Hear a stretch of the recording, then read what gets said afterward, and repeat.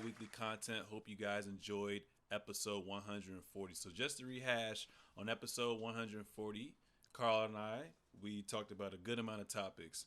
LeBron reaching 40K, Bradley Beal's return to the Phoenix Suns, Westbrook's injury, how that will hamper the Los Angeles Clippers with seeding, championship or bust with the with the Celtics, Joker MVP considerations, the Bucks hot streak and much more. So hope you guys enjoyed that content. Make sure to subscribe on all forms of social media at TheSeezusShow, at Carl Conyers, at Terrence Whaley _ as well too.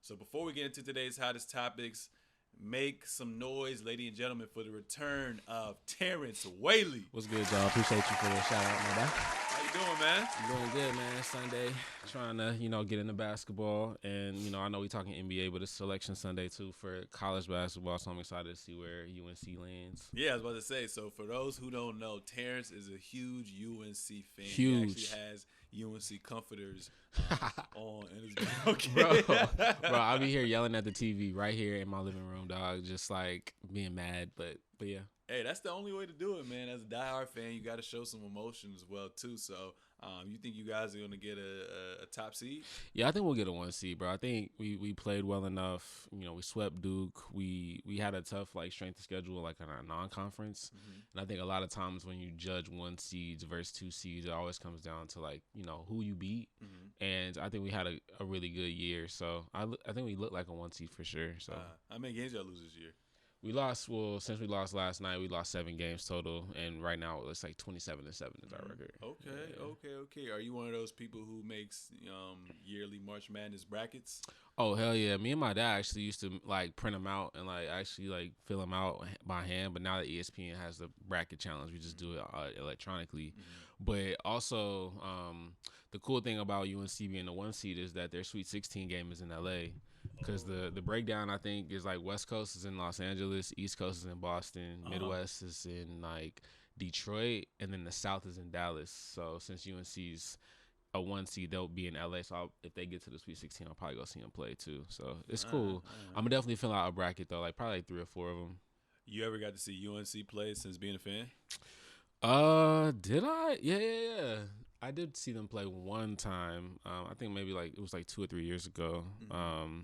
So yeah, that was cool. It was 2016 when they went to the national championship game. Fire. Because that was in Houston, right? Yeah, it was in Houston. Yeah, and I was in school at the time. So that's the fire. one. But they lost to Villanova on that last second shot. Yeah. That shit was crazy. Yeah. Because the shot before that one, Marcus Page, our point guard at the time, hit a crazy double clutch shot. Mm-hmm. And yeah, Chris Jenkins for Villanova at the time just came back and hit a crazy shot at the buzzer. So, but yeah, it's cool. It's a good experience. Who's a player you're looking most forward to seeing on UNC kind of prove himself in the tournament? And then after that, are there any players you think we should kind of watch out for? I think for us, it's definitely going to be Harrison Ingram. I feel like he's our X factor because he's our Swiss Army knife. He can do a lot of things on the basketball court. He's a 3-and-D guy in, I guess you could say, prototypical NBA position. He's also the only guy on our roster that's kind of looking to be NBA drafts, interest from the NBA. Yeah. So I think this is college players really use March Madness to as a microscope to amplify their stock. Mm-hmm. And I think he's the guy that could really use it the most. I think the guy to watch out for though is RJ Davis. He's the best player on our squad, and he won ACC Player of the Year. He's having an incredible year. I just think he's the guy that could take us to that next level and hit 2 or 3 shots in a row type shit. Okay. Any players outside of the ACC, outside of UNC that you're looking forward to watching this year in the March Madness tournament? Yeah, I would say Rob Dillingham for Kentucky. He's he's just a microwave. He can just go off in any time, and he got a real good ball handle too. He looks good to watch on the floor. Yeah. And then I probably say another guy that comes to mind is probably Dalton Connect. He's a white boy at Tennessee. He's 6'7", but he's fire. I think he'll be a first round pick too this year. And I mean, it's someone I would want the Lakers to get because he's a good shooter, but can also get it off the dribble too. Yeah. So yeah, but what about you though? Like, you feel like you gonna watch it? I mean, I'll watch it probably with y'all, but I don't really follow college basketball too What much until about March Madness what about tournament. VCU though? Have y'all been like? Do y'all like even keep track? Cause my school #1 right now. I want to see Houston going crazy. You asking the wrong guy. It's crazy because like I still have my ESPN notifications set to VCU among other teams as well. So I couldn't even tell you where we at right now. I couldn't tell you. We're not ranked. Yeah, man. And we losing right now. Actually, the Dunk. How do you even pronounce this team? Oh, Duquesne? Duquesne's. Yeah. Duquesne's? But y'all are in the championship though. If y'all win that game, which y'all not, because y'all down 15, y'all would go to. I have an automatic ticket. Push. Exactly. Yeah. So so y'all we'll need to be in pick the it up. NIT. So I don't know. Yeah, that's something where like I supported VCU obviously because I went there, but like I never cared too much. I think the last time I actually like followed them was when D'Angelo Russell crushed our dreams in the tournament. Ooh, okay. And we would just be looking so promising every year, and then we just fold. But Damn. hey, I'm assuming Duke's in it, right? Yeah, they'll probably be like a 3 or 4 seed. They had an okay year, but like they lack toughness this year, and I think too since they switched to that one and done model, really ever since they got Kyrie Irving and like followed that model like through Zion Williamson, Jason Tatum, they've missed like the seniority feel like that the old Duke teams used to have. Yeah, and I think that what they trade in skill and talent, they lack in toughness sometimes. And I think that there was a few games, probably like 3 or 4 games, they kind of got punked this year. But they'll do well. I think they'll get to like the Sweet 16. All right. I know we don't know all the official teams yet, but what would be your dream championship matchup? It would be UConn and UNC. I feel like those are the 2 top teams this year. I feel like those are the teams that have the most like deep teams, you know. So I think, it'll be a great game for 40 minutes, and like you'll have individual matchups in between the game. UConn has a really great point guard. He won't go to the draft or anything like that, but he's a really good college player. And then they also have a good big too, and like that kind of goes along with our 2 best players as well, with a guard and a big.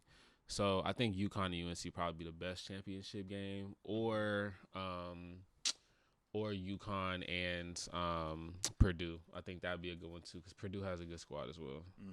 Are you going to be sports betting during the NCAA tournament? Probably not, because that is literally the most unpredictable sporting event of all of them. I feel like you literally, like a 16 had never beat a 1 until 2 years ago. And then it happened 2 years in a row, So like it's really unpredictable, and that's what makes it fun, because it'd be so many buzzer beaters. It'd be teams that like out of nowhere you've never heard of go to the Sweet 16, and then their coach will get some big coaching job the next year, because those things happen so often. I think too, like, what was I about to say? I just forgot. Damn, I just forgot. But I'm excited to see who the Cinderella is, because there's always a Cinderella. You know, I'm always excited to see like what team kind of comes up in as the cream of the crop of the Cinderellas, basically. Yeah, every time I fill out a bracket, I have like no prior knowledge, and I just be selecting the teams that might growing up that were good, so I still think they're relatively good. Yeah. So I always end up having like the same motherfuckers in the Sweet 16 and shit like that. And that might be the best way to do it, like not having any prior knowledge. You're just picking off like no bias and just kind of going off what you think in your feel the game is. Damn, Luka looking fly. We got the 3-piece suit. Oh, he's coming back already? Yeah, it's about to be him and Joker today. That's gonna be a good one. Yeah. But yeah, I think college basketball, it's in a good place, but they're definitely talent wise, they're like competing with like overtime elite. They're competing with overseas basketball. So I feel like now, especially with the NBA drafts, like there's sort of a shortage of like Division I college basketball talent. I feel like, because I'm not sure, when did Zion and Ja go in? That was like 2019. 2019. I feel like COVID, and I might be missing some, but like as far as like having top tier elite talent, like I think that was the last year where you could point to and be like, oh yeah, those are the all-stars. Interesting. Because was that the same draft classes like Anthony Edwards and all them too? I think that was the year after. Okay. Yeah, that was the year after. Damn. So yeah, it's been lacking, and then obviously the European game is putting a lot of talent into the NBA too. So Damn, we may need some one-off segments for college basketball, man. Just have cameras zoomed in on you. I think that would be kind of fun. I got the knowledge for sure. I love it. I love it. Pivoting, man. You ready to get into the hottest topics for today? Yeah, man. Let's get into the NBA shit. All right, man. So JJ Redick recently interviewed Devin Booker, and they talked about a lot of things with the Phoenix Suns. And one thing that came up was JJ Redick's hot take on Kevin Durant. And I quote, "Whatever happens for the rest of Kevin Durant's career, we're going to look back in like 10 or 15 years and be like, why did we spend all this time with all the bullshit discourse and not just appreciate literally one of the greatest basketball players to ever play this game?" It's not going to happen, by the way. We're going to keep this in the podcast, and there's going to be a million comments on YouTube about why I'm wrong and why he shouldn't have left Oklahoma City. Who fucking cares? He's literally one of the greatest players ever, and we spend too much time on the bullshit instead of appreciating his fucking night-to-night greatness. Booker responded saying the real ones know and everything else is clickbait. So Kevin Durant, for his career, is a 14-time All-Star, 2-time NBA champion, 2-time Finals MVP, 2007/8 Rookie of the Year, 4-time scoring champion, 10-time All-Star, 2013-14 MVP, and is a part of the NBA 75th anniversary team. And for his career, out of the 1,146 games played, he's averaged 27, 7, 4, and basically is 50, 40, 90. So my question for you, Terrence, is why do you think people, lack the appreciation for Kevin Durant? I mean, bro, I think for two reasons. I think playing at the same time as LeBron James is a really big negative. I think if you look back at like Michael Jordan and Hakeem Olajuwon, who in my opinion was like the second best player at the time when Michael was playing, I think like historically or even today, like he might not get the same amount of like love or appreciation because so many people were idolizing Michael at the time. And I think the same thing happens with LeBron. I think he in himself, I think everyone who knows the game of basketball and who just watches knows how good he is and appreciates him. I think obviously the narrative switch, and I think that was going to be my second answer, is how the narrative switch, post Golden State. That now looking back on it, like I don't really blame him for it. I was just a hater for like watching it on the floor happen at the time. I don't now apply that to who he is when he was in Brooklyn or who he is now today in Phoenix. I understand that no matter where he's playing and what team he's on, whether he's first in the West or 10th in the West, like that he's going to average 27-7 and on 50, 40, 90 shooting. Like I can appreciate that as a basketball fan, but I think so much attention and love. Like think about it, bro. Mike or LeBron just passed 40,000 points. Like that's what we gonna talk about on ESPN. And Kevin Durant don't really move the needle popularity wise as much on talk shows and things like that get the popularity of your name going. And I think too, this doesn't have anything to do with basketball, but like I think it took him a long time to figure out what his personal brand was outside of basketball as well, which then makes it hard for your fans to connect with you outside of basketball. And I think LeBron or either these new generation of athletes are doing a lot better job of kind of like personalizing themselves off the basketball court. And I think that kind of also aided into why it took so long for Kevin Durant to like kind of find his voice. Then you also had the whole like, the troll accounts and shit on Twitter, like just acting weird, like I think that also just kind of feeds into like the negative about Kevin Durant thinking too much about what the outside, people think. Cause JJ Redick said that, right? He's like, okay, we're going to get a whole bunch of comments about this. Why don't we just appreciate the game? But like, it seems that like if Kevin would just not give a fuck, just be himself, which I think he is doing now. Now more than ever. Yeah. Like, I think people would just appreciate that and be like, you know what, like I went to Golden State, I did that thing, I won 2 championships. It's cool, it's part of my legacy. But you can see it kind of bothers him how fans look at him and portray him. But I think the biggest reason is LeBron. Yeah, and I agree with you. I think the biggest thing is LeBron.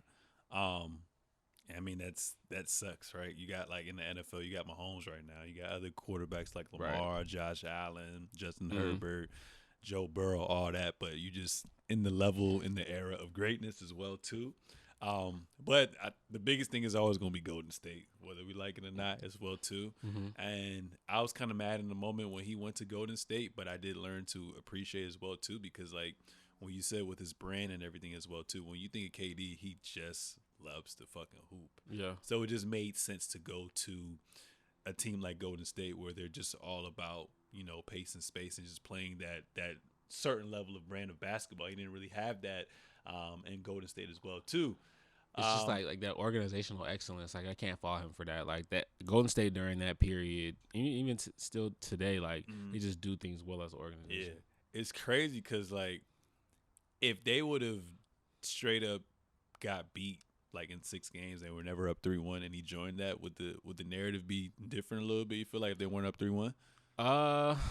Because they won 73 games still, or yeah, I think the 73 games because ultimately like that record let everyone know in the NBA from top down, from players to executives to coaches, like everyone in the NBA knew that that was the best team. Yeah, best team. Mm-hmm. So even though they didn't win the championship, like ultimately, if you put the second best player in the NBA on that team, it's always going to create that unbalance. And for the GOATs, it's just kind of a respect thing as well too. But it's like back in the day, obviously there really wasn't that much player empowerment, so you had to rely on your GMs to kind of build stuff. So yeah, and they said it's like, why wait? The competition too, like that has to, like I think what people would have wanted to see or just heard him say maybe in a boardroom interview, like because he has his own podcast or something like that, like I think what people would have wanted to hear is like, okay, like yeah, I went to Golden State and I did fuck up the balance of competition in the league, because like that would have been great to just hear him come out and say. You think he did fuck up the balance? I mean, he kind of did fuck up the balance of competition, but didn't these other teams fuck it up too?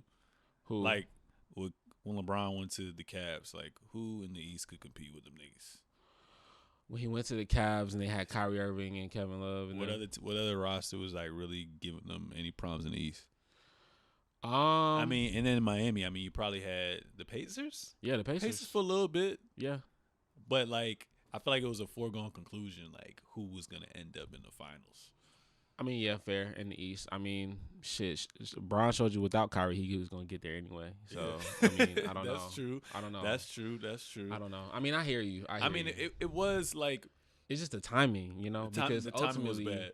I don't even know. Like, I can't remember where Miami really was before Bosh and Bron joined them that summer. But I know that they wasn't in the finals. Yeah, they weren't. But you still putting arguably 3 top 10 players on the squad. That's still kind of crazy. Okay. It seems, I guess, a little bit more organic since they weren't. I feel like they weren't even a playoff team that the year before, right? Yeah. And I mean, again, like, I still feel like even though the fact that Dallas beat them, like, nobody had a chance against Golden State. Yeah. Nobody except for that Rockets team that they hit that. We don't know about Spurs in 2016, maybe. Oh yeah. I don't know. I'll never know from Zaza. Yeah, Kawhi. Yeah, that was horrible. I hated watching that replay too, just seeing that. But yeah, man, they could have did something. You never know for real. But yeah, them 27 3-pointers, man, you gotta do better. But the thing is, like you said, with social media and him as well too, it like. Obviously, he buys into social media, 1. And then 2, when you have teammates coming out and saying some shit like Draymond, like, we don't need you, that kind of just is like, all right, everyone knows, like, you try to create your greatness and you gotta go out there and prove it. So, obviously, you try to go to Brooklyn. But you can't really put Brooklyn at, I mean, some people are saying, like, it's his fault because he chose to leave and create this team with Kyrie. But it's like, before that, I mean, obviously Kyrie was like a little injury prone and whatnot as well too, but we didn't see COVID happening. We didn't see Kyrie missing games and whatnot. We didn't see these injuries piling up like that. So, like, do you really kind of hold that against him? I don't really hold it against him, but what I think everybody wants to see when we put that greatness moniker on someone is we want to see that moment that Kobe had post Shaq. Yeah. We want to see that moment LeBron had after D Wade. You know what I'm saying? Like, we all wanted to see that, and he knew that. That's the whole reason why he went to Brooklyn is to do that. And he had the team to do it. He had the team.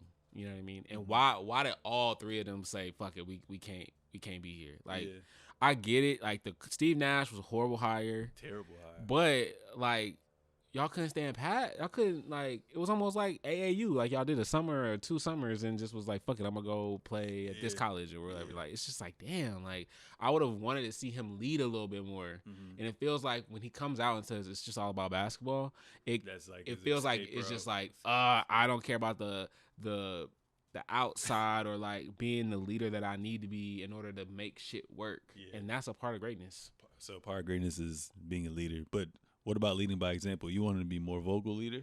Because I'm sure he's having these conversations, in the back, timeouts. Mm-hmm. Yeah, for sure. Like, for sure. I mean, being the best player on the team, for sure. Even though I know Kawhi barely talks, I know he be talking and shit, But, like, I think with Kevin, like, we've just not seen it end up in successful results. Yeah. So I think that always gets put as a part of his legacy as well. Mm-hmm. When I didn't hear like the specific JJ Redick interview, but like I think it sounds like he's one of the most consistent performers, scorers we've ever had in this league. Just appreciate the talent and greatness. Yeah, I mean that's what he's gonna go down for. Like when you think of KD, you're just gonna think of a freak of nature who has the size of a center but plays like a guard and is very efficient in what he does. And appreciating the numbers and the scoring greatness is one thing. Then putting him in the same position with Mike, Kobe, LeBron is something else. And I think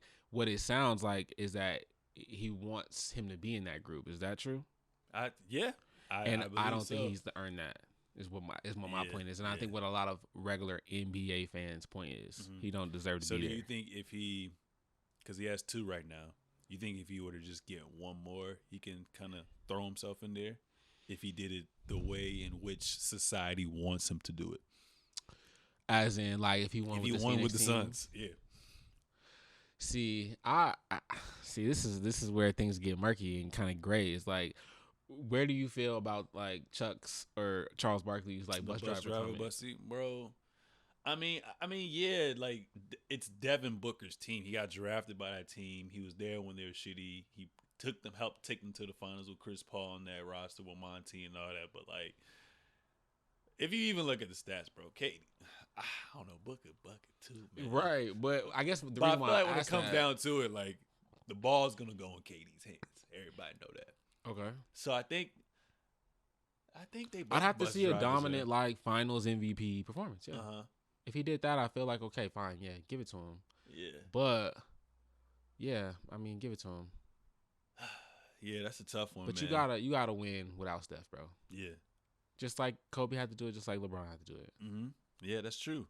Yeah, it's just tough, man, because like I said, like roster construction matters. You know what I'm saying? Yeah. Roster construction matters. GMs matter. Players' availability matters. A lot of luck that goes into winning, but it's like he signed. I always say this a lot. It's like he signed a deal with the devil to get them chips. Yeah. With Golden State. Mm-hmm. Ever since then, it's just been upset after upset after upset after upset as well too. But I think when it's all said and done, like I wouldn't be surprised with like top 10, top 15 all time. Mm-hmm. I'd be comfortable with that. Yeah, I'd be comfortable with that as well too. Switching gears, man. I'm assuming you watched the game yesterday, but it looks like Anthony Davis only played less than 20 minutes and suffered from an eye injury, and the Golden State Warriors went on to go win as well too. How severe is this eye injury from what you've seen, and what does this mean for the Lakers kind of moving forward? Because it's fourth quarter in the NBA. It's a race to the play-in/playoffs, man. Yeah, man. It's gonna be a fucking free for all 1 game match with the Golden State Warriors, dog. That's what it means. Thankfully Utah is trash and they not catching nobody for the 10 seed, but the Rockets. The Lakers, dog, like they have the talent, but defensively they've lacked in the past, 3 games or so. Really all season though, but the last 3 games when they played Sacramento these past 2 times, bro, they just look slow on defense. But I mean, the game yesterday, I caught the first quarter. Bron and his excellent greatness, always gonna do his thing, but I just feel like our complementary pieces are good enough, but the defense is what's lacking this year. I feel like obviously in 2020 we had a masterful defense, and even last year during the run, we played well enough on defense to like get the stops that we needed.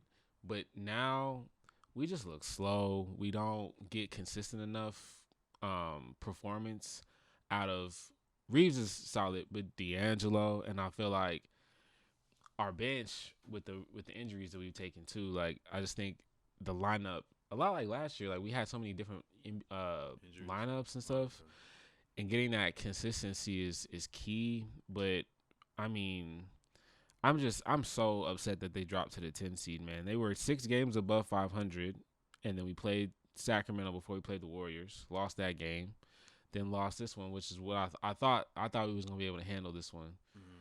Bron give you 40 points. I mean, masterful, but chef's kiss. It just don't be enough, and I don't know why, because they have so many talented players on the roster. And AD, I mean, being gone, I have no idea. I have no idea how long this is gonna take him. I'm scared now because being that 10 seed means you only get one game, so I don't feel good about it. I think it was like 2 years ago where they were in the same situation where they had to play Golden State, and Bron went crazy. Double vision. Yeah. Cap. Fucking liar. He be lying.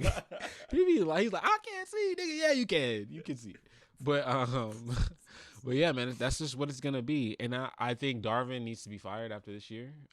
We fired coaches for less. We fired coaches for winning championship and then coming back the next year and not doing shit. So, I mean, he needs to go. He's not the guy. He's not the personality we need. I saw a video when Bron was resting. Maybe it was like last week or whatnot. And you guys had called a timeout. And he was basically like looking for Bron for guidance to call a play when LeBron had street clothes on. Man. Don't piss me off right now. I'll be pissed. He really don't. He really like this.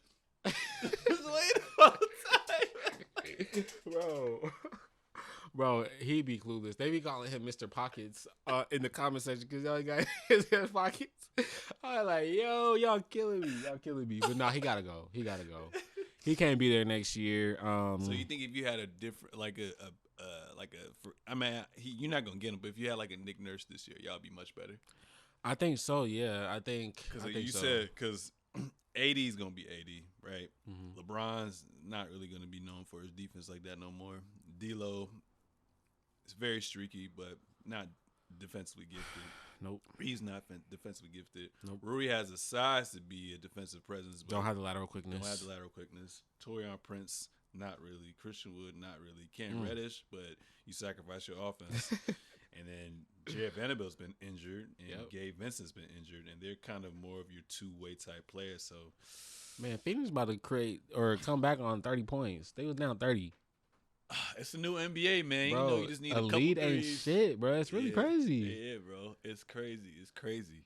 But yeah, I mean, the Lakers, they're just not defensively. They're not going to get to where they need to be this year to compete, and I don't think that they'll beat the Warriors in the playing game either. Hey, man, it sucks because you saw how they looked in the in-season tournament. Like you saw, like they're capable, and it seems like everything hinges on how serious LeBron takes the game. Yeah. You know? But I guess it don't matter because he had 40 something yesterday. Mm-hmm. But 80 is a big part of that game plan, too. You know what I'm saying? Like, right. You got to kind of just figure that shit out on the fly. But, yeah, y'all got the squad. Like, if y'all get into the playoffs, there's no doubt in my mind with these teams that are looking a little bit vulnerable and a little bit young. Like, with y'all roster and Bron AD, like, y'all can beat them. Like, I think y'all can beat the Timberwolves with no Cat. I feel like y'all can beat OKC as well too. OKC would be the perfect matchup, but they'd have to get the 1 seed, and right now it's looking like Denver gonna get it, bro. I don't know, man. It's still a tight race from 1 to 3. So it's like 1 to 3 can go either way. 4, 5, probably just gonna switch, and then 6 through 8 is gonna switch. But I think those tiers are gonna stay, competing against each other as well too. Who do you trust more? The Warriors or Lakers getting that final 8th seed, or the winner of the loser 7 to 8 matchup getting that final seed? I trust the Warriors. Warriors? Mm-hmm. Yeah, I think that just Their identity just looks better, and they're coming down in the fourth quarter of the season, they just seem to be in much more cohesion than the Lakers right now. It takes a Herculean performance from LeBron for us to win games every time, or D'Angelo to hit 7 threes, you know. Yeah. So I just think it's just not enough that I've seen from the Lakers defensively for me to trust them to play playoff basketball. Interesting. It's crazy. I feel like if the Warriors, like, knowing what they know now with the unleashing of Kuminga, Clay accepting his role off the bench. I mean, Chris Paul's been pretty much banged up. Draymond missed those good amount of games. If they had a reset, they'd probably be a top 6 seed right now, for real. Yeah, for real. Yeah. I mean, and getting healthy at the right time is important too. And the Lakers just haven't been healthy all year either. So yeah, that's just tough. Because you say you trust the Warriors. Because I asked Warriors till 9-10 or losers 7-8. 7-8 Sacramento and Dallas. Yeah. I think in one game I'm rocking with Dallas. I'm rocking with Luka. I'm rocking with Kyrie.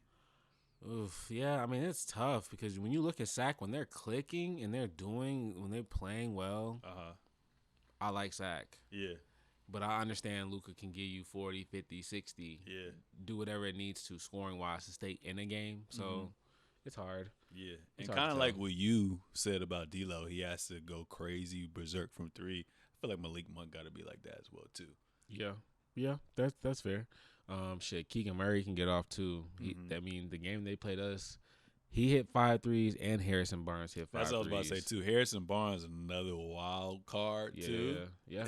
No, for real. He can either be hot or not. He can literally look like the number 1 pick from, the draft or something like that, and then the other fucking look like a damn second-round pick. Yeah. So, no, this plan is going to be – I mean, the West plan is always fire, low-key, but this one's going to be one of the best ones in my opinion, for sure. Because the teams that are in there, like, are literally – like, have a bunch of talent. Yeah.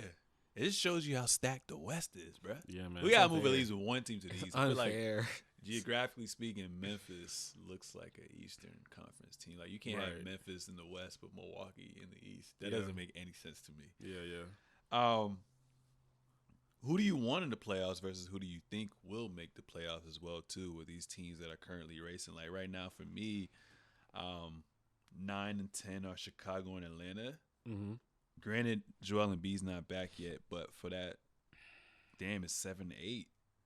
I guess maybe the Bulls, just because of their young talent. I like them. I like them. So I'll probably go with the Bulls as a team that I want to see.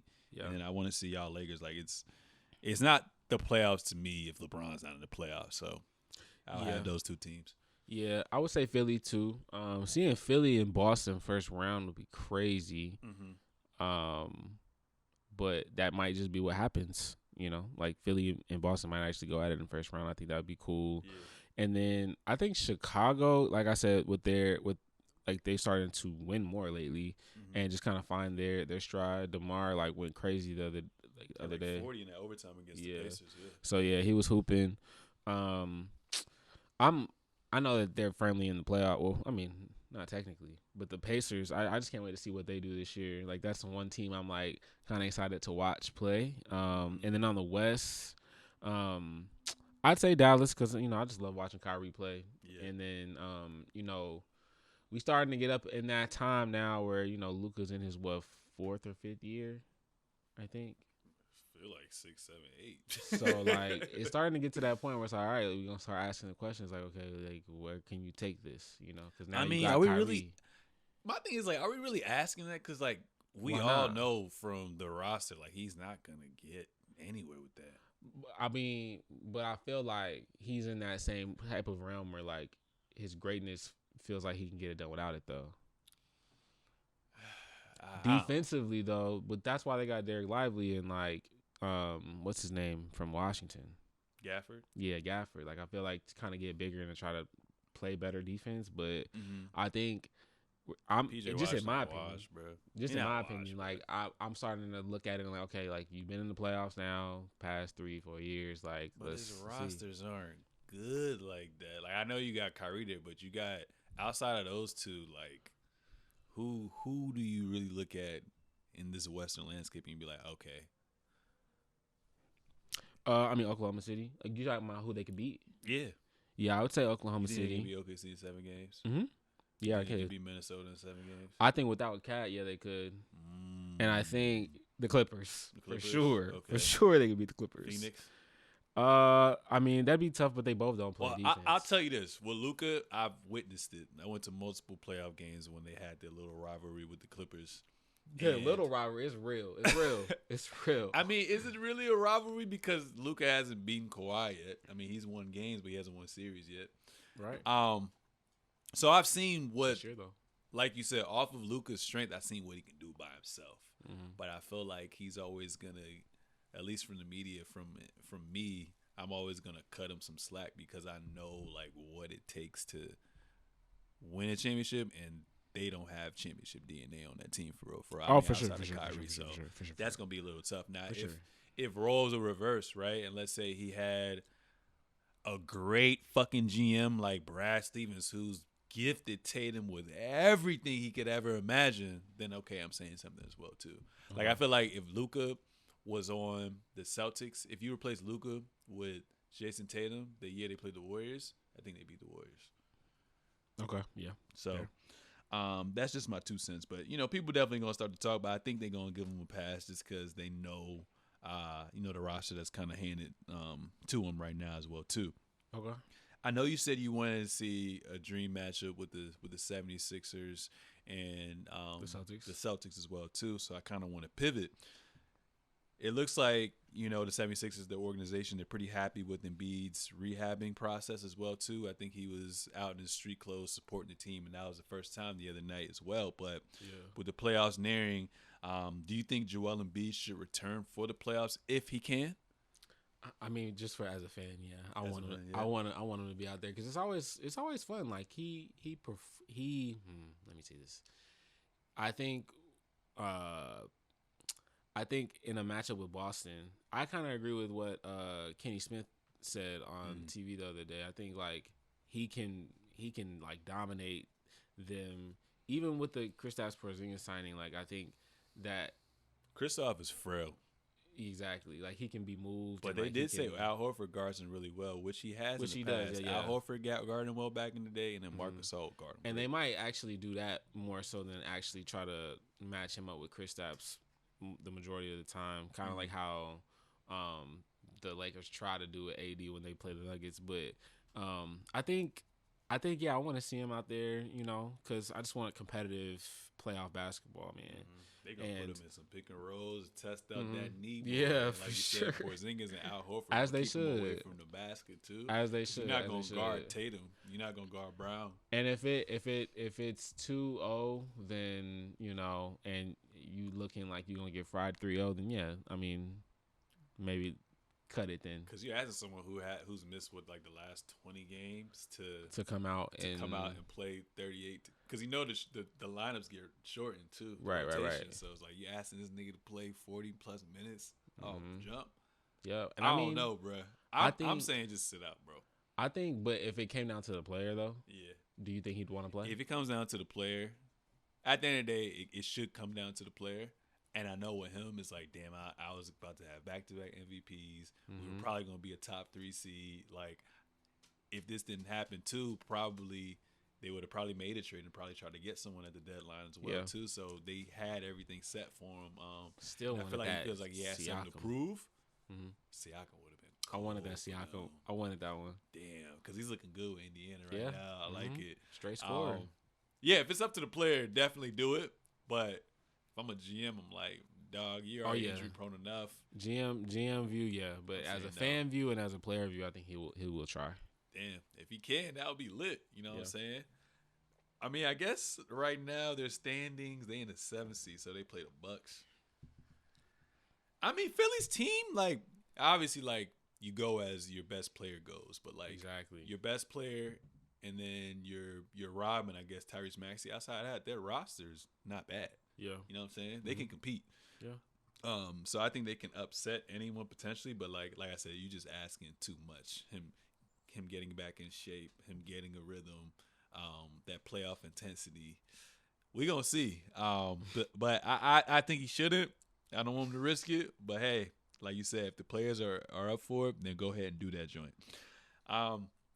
We talked about another team right now who's currently number one in the Western Conference, the Oklahoma City Thunder. Mm-hmm. Should we take them serious, man? They're top 5 in scoring. They're top 5 in field goal percentage. They're top 5 in point differential, winning each game by almost 8 points per game, and number 1 in blocks. You got an MVP candidate in Shea, 36 and 6, 2 steals, 54% from the field, 38% from 3, 88% from the free throw line. Multiple players in double digits. It just seems like now, and I was talking to Carl about this as well too, you're really starting to see teams separate themselves and really put their pedal on the gas a little bit more. Everything just seems a little bit more cohesive. Should we take them seriously, man? Yeah, I mean, as a competitor, yes, but as a playoff series winner, no. Like I'm waiting for like this new age NBA to take over, and I know it's coming. It's coming. Scary. But it's they probably still not there yet completely.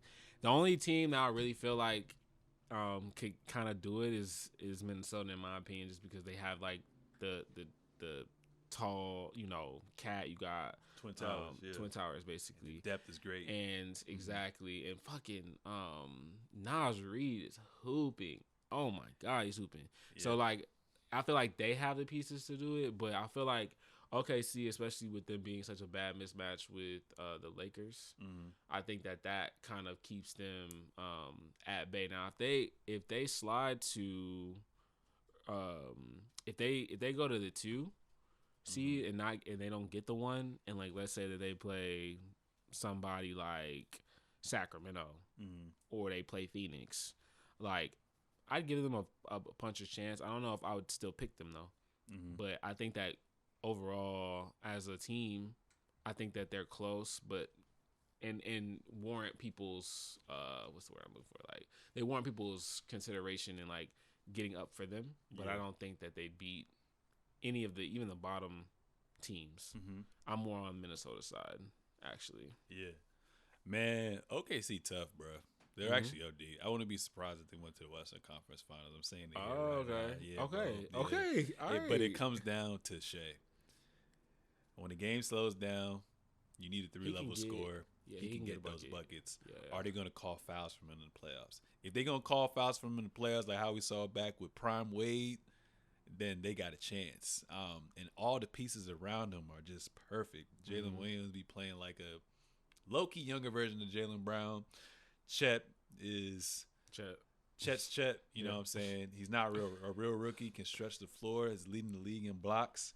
I love Lou Dort. He's a great two-way player. They signed Gordon Hayward, who's a veteran as well too. So I think they got the pieces. But I think it's going to come down to matchups, like you said. If they go up against a team who has a lot of size, like the Lakers, I don't know. But these other teams, bro, like outside of Denver, no one's really scaring me like that.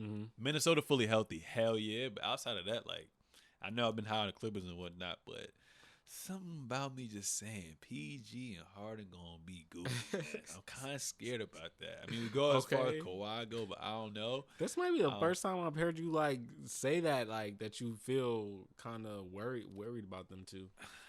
I mean, Westbrook's injured. Harden's injured right now. PG's very up and down, and Harden can be very up and down.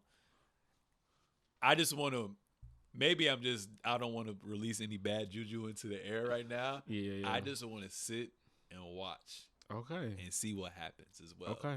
You know me. When I'm on a high, I'm like, they can go to the championship. But right now, I think it's Denver. And then you got the tier below that, Minnesota and OKC, and then everyone else. Okay. So we're gonna see what happens as well too. But but OKC, just watching them play a lot of crunch time games, at least as of late as well too. Like they just have their identity. They know who they are, man. Yeah. And they don't play like a young team, which I don't really see that much with young teams. It looks like they've been there before. So if Shea can play how he is and his role players step up, it's going to be interesting because I'm curious to see, like, outside of their starting 5, like, who they really going to kind of focus on their game plan. So, especially if they have home court, I think they can definitely make some noise for sure. So I think we should take them serious. So you see them like against Denver in the Western Conference Finals? I can definitely see that happen. Especially if Cat don't come back, they got home court. And like you said, if Denver gets one and they, let's say, they got to play the Kings or Dallas, I think they got a chance because they play great defense too. Yeah, I like them. I like them better as a 2 seed, and if they can do that, then I feel like I can see it happening as well. But 1 seed, and then if the Lakers, find a way to get in there, then that'd be a tough matchup. And I mean, honestly, it would probably be a tough matchup if they play Golden State just because of the experience as well. Yeah, exactly. But if they don't even if they don't get to the conference finals, I think whatever series they're going to be in is going to be competitive. Go like 6-7 games. For sure, yeah. I think we're going to see. But I do think if they do lose, we're going to basically be like, all right, cool. Like, what can we get for Giddey? Do we need to bring in a big as well too? Oh, okay. So you think they'll move him basically? I think the 3 that kind of stay intact is going to be Williams, Shea, and Chet, and then you're basically going to mix and match and tinker with that. Okay. Yeah. Okay. I can see that. And moving on to another team, you were so high on Minnesota, with Cat obviously going down and whatnot as well too. There's another team who plays relatively pretty well. As of late, the New Orleans Pelicans, 41-26, fifth in the West, 73 in their last 10 games, last 5 games.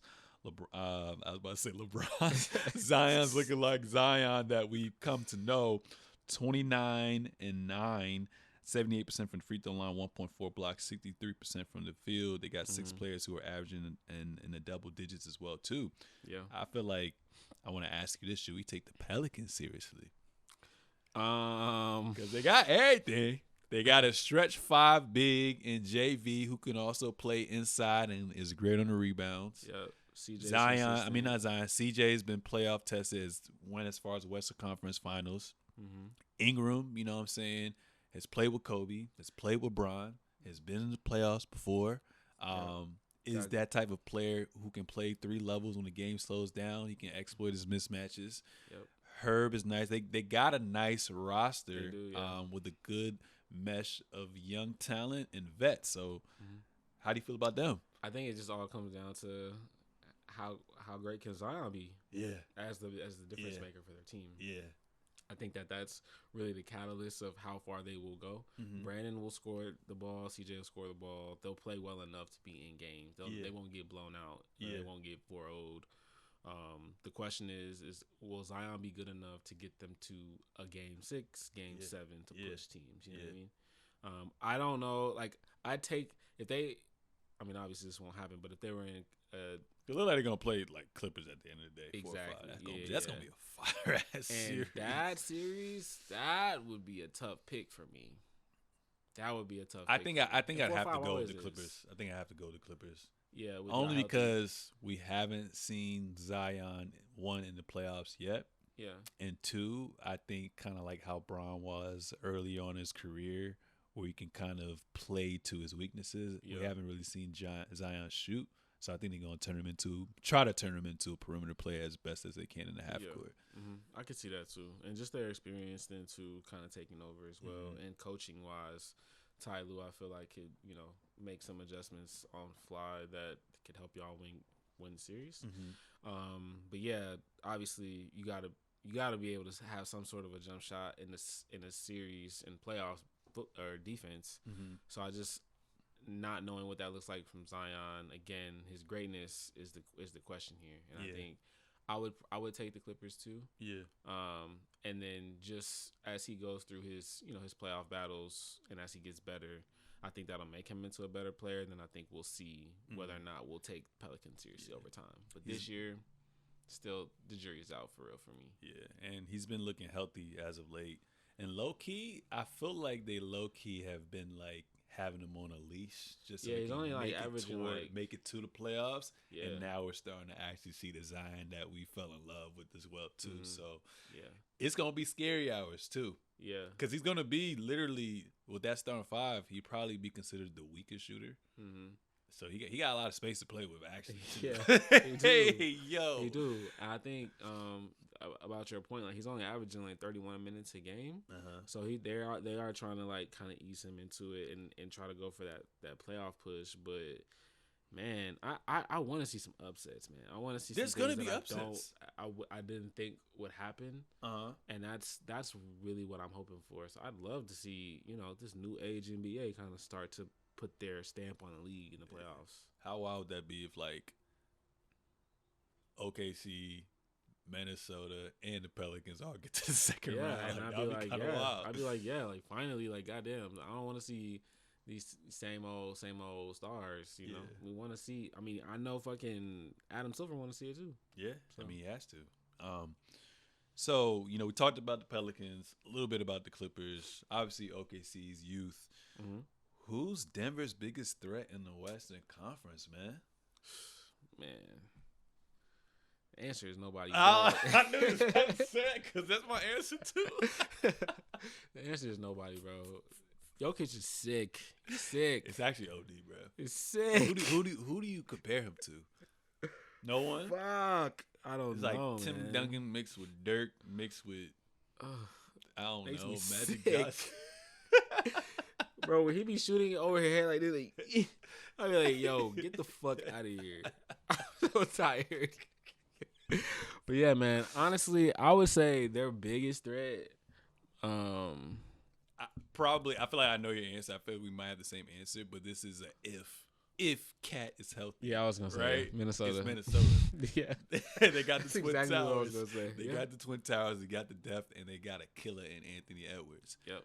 That's probably the biggest threat. But right now, it's like I just don't like. They're the type of team. I mean, most teams are like this, where everything has to be perfect for them. Like, I don't think Anthony Edwards has reached that level where he can win a series with injuries. So they won't even get a chance to see each other. Yeah, and I mean, that's the thing. Like, I want it to happen because, like, that's the player I want to be my next, like, LeBron. You know, not that he's LeBron-esque, but, like... You're LeBron or, meaning, like, like face of the league? Fandom, like, as far as, like, being my favorite player type thing, you know? So, like, it'd be great to see, like, him kind of do that early on. But I agree. It might be too much to overcome without having your full squad. But I know you was talking about Naz Reid. Naz Reid's great as a rotational player, and if you need to go small and you can still have Cat in the lineup with them, that's great because Rudy Gobert can sometimes be played off the floor. But I've seen some games this year too when Cat went down. Naz Reid is food on defense. Yeah, that's true. That's true. And I mean, like, and then I worry about their scoring. Like Mike Conley hit like 4 or 5 threes the other night. Like, can we kind of rely on him as well? Is Jaden McDaniels, who got paid hella bread, is he gonna step up and be that scorer that I think he's gonna be the third option? Like, there's a lot of what ifs with Cat being out, and I think the flaws are definitely gonna show. Yeah, and then obviously Denver's already they retooled a bit, but like their core is still there, man. Like, so. Ultimately, they'll get the edge, and I'd see them in 6 games, honestly, beating Minnesota. Would you say that they're like a modern day version of the Spurs, but like on steroids or something? Because I feel like Joker reminds me of Timmy, and then Jamal Murray reminds me of Tony Parker, who kind of goes under the radar in the regular season. Never been an all-star. Never been an all-star because of the influx of guards. Yeah. But when it's playoff time, he's one of them ones. Just turns up. Yeah, I mean, I don't know who their Ginobili would be. I guess right now, Aaron Gordon. Is their third? Yeah. He be in that dunker spot all the time. I'm just waiting on it, bro. But yeah, I mean, you can say that. I think the Spurs is a good comparison. Good comparison to where they're at.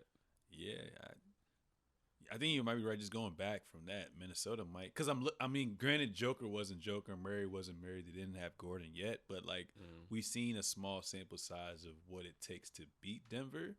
You need 2 bigs. Yeah, and a mobile. You need a mobile 4 and like a big at the 5. And I think Gobert and Cat would be perfect for that. Yep. And you got Jaden McDaniels guarding Jamal Murray. Jamal Murray don't like when bigger guards guard him like that. Ant can guard that nigga too. Ant be strapping. We need bro. Every time fucking what's his name? What team? Denver.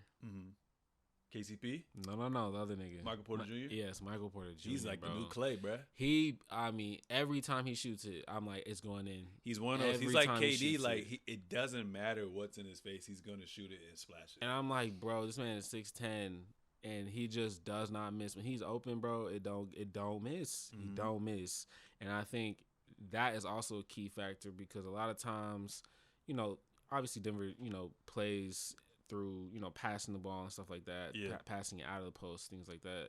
And sometimes the team just kind of forgets to key in on him. And, I mean, back-breaking threes, bro. Like, so I think Minnesota matches up well. Like you said, they have, you know, the bigs, but they also have the big wings that can also kind of deter, you know, some open shots. And then obviously having a not there yet. Not yet. He's not almost there. But almost there. Having a great all-star in Anthony Edwards, man, like that's key. You got to be able to match buckets, and I think he can do that. Yeah, nah. Ant-Man's my dude, man. In the West, Ant-Man and Shea, bro. Yeah. Shea is yeah, Shea, man. Shea is real. He's cool, like man. AI and like young Kobe with better handles, bro. He's cool cat, and bro. He's one of probably the best. I like best dress, Shea. I love Shea, and I've always been a fan of D'Lo's dress game too. Yeah. So I like Book's been alright this past year. Yeah. Obviously, Russ the OG as well, but those are kind of my guys that, like, you know, I'm on the fashion website or whatnot, and I get a little bit of inspiration from them. Yeah, Shea definitely in the league his own, but honestly, the whole team, like Jalen Williams can dress as well. But at the end of the day, all these niggas got money and stylists. Yeah. So, I mean, that's true. But there's also some niggas in the league who got money and stylists, and they just be looking washed. No facts. Yeah, they need to get a new stylist. It's the man or the human that makes it look cool. That's true. That is true. Shea, jiggy nigga, man. Yeah. Definitely old school. So those are my two guys in the West. I know you don't like this guy. I love Tatum, man. I don't. It's like the league wants him. Like he's the prototype right now, as far as like young players who are vets, but like we need someone to pass the torch to. I feel like Jason Tatum they're grooming him to be that guy. He just got to win. Bro, they've been grooming him since 2018, bro. 2018? Mm-hmm. You think this is the year they can do it? I think that he's had a good enough team to get to the finals since 2018. Like, 2018 was the year that LeBron was in Cleveland without Kyrie, his last year before he went to LA. And that team basically went like 6 games. Was it 2018? Was this a 2018? Or was 2017? Eastern Conference Finals? 2017. Yeah. They were like... So the year after that. I think Bron went to LA in the summer of 2018. So the year Bron went to LA was the championship window opening for Tatum. Yeah, like I feel like that Boston team could have beat Cleveland. Yeah, like they could have beat them. They were young as shit, obviously, but I think that they could have beat Bron because of the lack of talent Bron had. Yeah, and I mean, Kevin Love, J.R. Smith, and I think it was Isaiah Thomas, but I think Isaiah Thomas got traded again at that point. Okay, yeah. Well, so I had Larry Nance Jr. Yes. Y'all had Jordan Clarkson, Georgia, washed. And I'm like, that squad, even though he was young as hell, obviously, I think that team could have like knocked them off. But obviously, LeBron being the difference maker didn't make it happen. Then from that year on, with Bron leaving the East, I think that they've been that team since then. Yeah. So I'm like, you definitely are. I can definitely say they should have been favorites every single year in the Eastern Conference to get to the finals for sure. And now I'm like, that Toronto team was cold, though. Your general manager went and got Porzingis and gave you Jrue Holiday. Like, at this point, bro, you have a complete starting five. Like, you have outside of Denver, everything. They got the best starting five. You have everything. You Derek White would start, I think, on most teams. A good majority. Like, I'm talking like he's 20, he's like their teams. KCP. And I'm like, bro, like, I don't know what else it's going to take at this point. Like, his talent alone is like head and shoulders, maybe 80%, 85% better than the league. Yeah. How are you not getting it done in the playoffs? Mm-hmm. You know? Yeah. I need to see it. You need to see it? Need to see it before I give him my respect, bro. Mm-hmm. So we're not going to, we're going to say F that to Joe Mazzulla. You think Joe Mazzulla's going to have the troops ready, game plan, game by game? I don't know. I personally, I think that it don't. When it's close games, they be goofy. Yeah, yeah. And I may be on the train where I don't as much believe in it being the coaching as it is the players doing what they need to do. Mm-hmm. Where are you on that? I think it's like 70-30. 70 on the players, 30 on the coach. Okay, because a coach can lose you a series for sure. Oh, absolutely. There's a guy named Doc Rivers. But I do think that the players you have on that team can overcome bad coaching. Yeah. Like David Blatt. Mm-hmm. But in Joe Mazzulla's case, I think, I feel like he's learned a lot. Yeah, he just need to not fuck up. Yeah. For real. And he's like the new Steve Kerr right now. Yeah, and just you have a well-oiled machine, just get out the way and make calls for Jason and the time is right. But every team does have weakness. I feel like with them, it's probably their depth. I don't really like Pritchard. He's a cone. Cornette, their big, is washed. And then they play that other white dude, Hauser. Yeah. Mm-hmm. I mean, luckily, the lineups get shortened, the rotation gets shortened, but that'll probably be their weakness right there. So even as great as they are, they're gonna have to keep at least 2-3 stars in the game at all times to make it work. Yeah, so, that's true. But yeah, I'm curious to see what happens with them. They should get to the finals this year, but hey man, what if they play Miami Heat first round? Can you really say they favorites? I might go with Miami, bro. If Miami ain't seen again, I might go with Miami, dog. Look, man, you can't. They gotta win. They gotta win, bro. Yeah, I can't give it to nobody else. They are on track to win 60 games. Yeah. Like, nah, you gotta get it done, bro.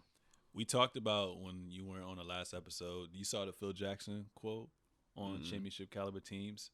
In order to be in that championship realm, you have to win 40 games before you lose 20 games. And there's only a few teams out there. I think it was Minnesota, OKC, Denver, and Boston. Mm-hmm. Okay. So that was like a little philosophy that he had as well too. And then like they put a little chart up, and most of those teams went on to win championships. So that's just something to kind of think about as well too. We talked about the Celtics, another team that we're watching live right now. It's an 8-point game. Yeah, bro. They cut it to like 7, but they can't. Yeah, it's over. Yeah, it's over now. Yeah. But right now, the Milwaukee Bucks are playing the Phoenix Suns, up 131-120. But both teams probably Chris Middleton returned. And he's only played. I don't even know how many games he played, but he missed the past 24 games with his ankle injury. Mm-hmm. And I think he didn't even really start off the season. And when he did start the season, he was playing like 15 minutes a game. So he's been on a minute restriction relatively like the entire year. It came up to him averaging basically 26 minutes per game. And out of those 26 minutes, 15 points, 5 assists, 49% from the field. Mm-hmm. What does Middleton's return, mean to the Bucks? What does it mean to you? I mean, more balanced, more like another consistent player out there to count on as a shooter, scorer, playmaker. Yeah.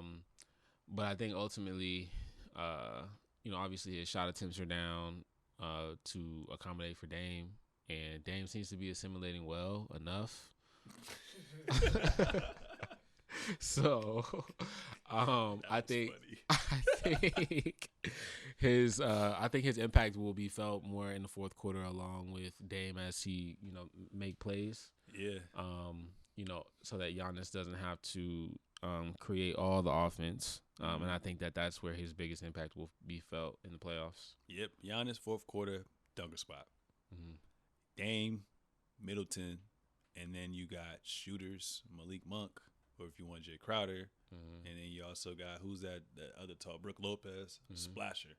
So they're not the best defensively, but I think with their personnel they can make timely stops, and if they can keep it close, and they're gonna have home court advantage up until they get to the Eastern Conference Finals, unless your dark horse Cavs get the second seed. Yeah. They should be able to get to the Eastern Conference Finals with that talent. Mm-hmm. Yeah, like I said, every team has weaknesses, but I think they can get timely stops, and I think they can close out some series. Yeah. Dame with that step back is crazy. I think that Damn, he got 15 assists. Sheesh. But yeah, I think that they have the talent to get to the Eastern Conference Finals. I still as well. feel like Dame plays better without Giannis. Mm-hmm. Like I think there's. I wish I put up the stat with Dame's split stats. Yeah. Mm-hmm. So you still got to get used to it. I know it's the first year. They had 2 different coaches change. Mm-hmm. But you think Doc can do it, man? No. I mean, okay, when I say do it, he hasn't been out the second Boston. round since Boston era. You think he can get to the conference finals this year? Oh, yes. Yeah. I think so. You don't think he's going to fuck up? No, I think this is a good enough roster, and Giannis is a good enough player to trump all that. Again, like, I think in the East being what it is, other than obviously if they meet Boston in the Eastern Conference Finals, I would take them in every other series. Because right now, Cavs are only 1 game behind Milwaukee, and the Knicks don't even have Julius Randle back, and they are 3 games behind. So we may not know who gets the 2 through 4 seed until the last week of the regular season. So a lot can happen. But if I had to put my money on it, I have the Bucks getting that 2 seed. The Cavs might get it too. It might be crazy. No, they've been hooping.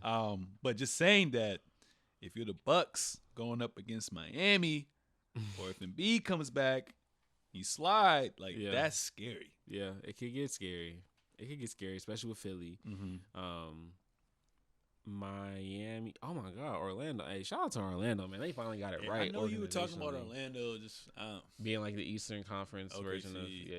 But they're not ready yet. No, they're not ready. No. I'm just happy. They're gonna definitely. I think they can if the Knicks play the Magic right now, I wouldn't be surprised if they won 7 games. I'm just happy when I see organizations that have been trash and come actually up.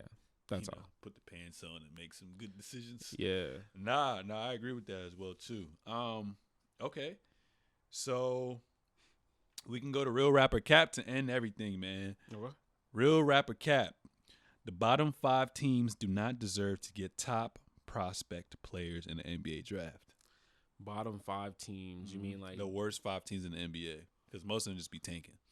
Do not deserve to get top prospective players in the NBA draft. So what? So should you be rewarded for intentionally losing?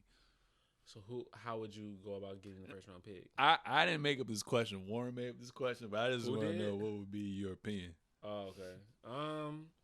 I do believe so, because ultimately that again is all about the balance of competition in the league to me. And that's what's the most important to me about as a fan and as watching the NBA products. Yeah.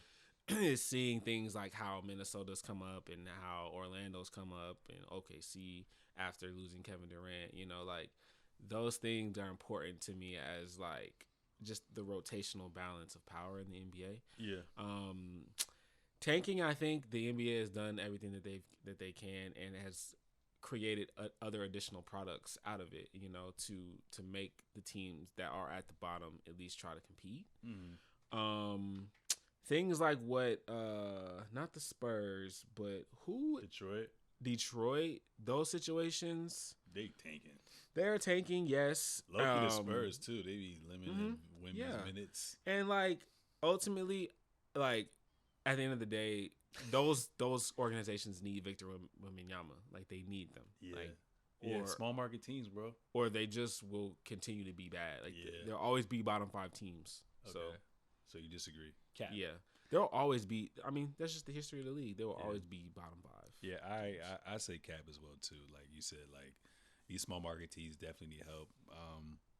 Maybe you can remove a little bit of the ping pong balls, I guess, for some tanking or whatnot. But I think I disagree with it. Real Rapper Cap. A playing team will upset a top seed in the playoffs. So a 7 or 8 seed. Yes. Ooh, which team? If the playoffs ended today, which team? If the playoffs ended today. I mean, the playoffs started today. I'm sorry. I'd take Miami and Boston. It's not too far off to say that if everybody's healthy. Yeah. And then I would also say the Lakers and Thunder. Okay. So right now I'm just looking at 1 through 8. I'm not even looking at 1 through 8. No, okay. But okay. no, that's good. I'll probably say I know I'm high on the Thunder. Wouldn't be shocked if Dallas beat them. That'd be a fire series. And then I agree with you. I wouldn't be surprised if Miami beat Boston as well too. Yep. Beat them last year as a 1-8 matchup. I thought, right? Yeah, they beat the Bucks 1-8. Yeah. Real rapper Cap, the play-in tournament should only play out when the 9th/10th seeds have winning records. So if you have a losing record, you shouldn't even be considered. Considered to make the playoffs. Or be a part of playing. Oh, okay. So the play-in tournament should only play out when the 9th. With the winning records. Okay. That's fair. How you feel about that? Real rap? That's fine. Yeah, real rap. That's okay. Cool. I can live with that. And this is for you. Real rapper Cap. Sabonis is AD's daddy. I looked at his stat the other day. He's never beaten. AD's never beaten Sabonis in his life. That's crazy. He be treating AD like a rag doll, bro. Wow. Yeah, I would say, it's real rap. Fucking toughness and strength and fucking what's it called? Ancestral fucking genetics, bro. Like Sabonis and them, I'm not sure. He's from Serbia or some shit, I think. One of them shits. Nigga. Like they're just tougher people, bro. And AD, I know he's from Chicago, but it's just something genetically. Like he be hitting him hard, bro. And AD don't like that. He don't like that shit at all. Yeah. So yeah, he's his daddy for sure. Yeah. For sure. What you think? I gotta say real rap because he hasn't beat him yet. Yeah, bro. It's crazy. And their style of play, they just play very up and down. The Lakers don't have the personnel for that as well too. But yeah, how long has Sabonis been in the league? Because he was on OKC, he's on Indiana, and he's been on Sacramento. So he started every on team, OKC? Huh? He started on OKC. I think he started on OKC. Oh, okay. I thought he got drafted by Indy, but okay. Yeah, I mean, he's probably been in like he got 6 traded. or 7. He got traded to Indy. Oh, okay. Yeah, in that deal to I think send. There was a point in time where Oladipo and maybe Sabonis were both on the same team. I can't really remember, but basically what I'm trying to say is no matter where Sabonis has been, AD still hasn't been able to beat him, which has been ridiculous He don't want that smoke, bro. Wow. That's crazy. Any closing remarks for episode 141? Yeah, man. I would say keep living your life to the best of your abilities. If you feel like you stuck, try to figure out why you stuck and try to improve your situation the best way you can. And we need McDonald's to sponsor us. Every time Peyton come over to produce the show, he got McDonald's. So we need a McDonald's ad on the show. But other than that, that's it. Okay. A book to read, Atomic Habits. I only read the intro to it, but I feel like that's kind of just building off of what he said to kind of help people with habits, because habits are everything if you want to be successful as well too. So ladies and gentlemen, that was episode 141 of The Seezus Show. Make sure to subscribe on all forms of social media at Sir Seezus, at The Seezus Show, at Terrence Whaley _. Shout out to Peyton. We out.